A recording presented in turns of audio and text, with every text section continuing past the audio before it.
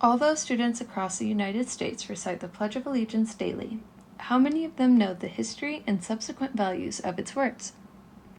The Pledge of Allegiance was created in the 1890s by Francis Bellamy and was initially intended to capitalize off of immigrants.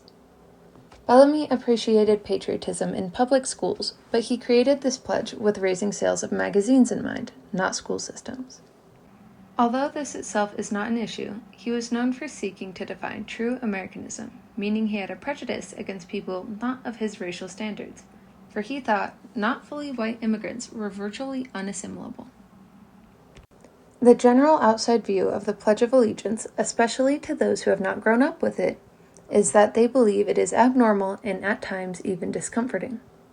When gathering the thoughts of outside people, it is said that the pledge comes across as fascist and that even under communist governments, there's no such thing as a pledge. Because of this, the overwhelming use of the pledge in the national anthem in daily American lives, such as at school and sporting events, it could be deemed unnecessary and concerning. Many people have found flaws in the Pledge of Allegiance over time, but the pledge has been previously tried by smaller groups for the use of the line "Under God" in 2014, and for the needed permission of a parent to not participate, but this was dropped in March of 2019. These events made it clear that the pledge will need to stay as a staple of American students' daily lives, no matter the age, and it is dependent upon the parent if the student is required to participate or not.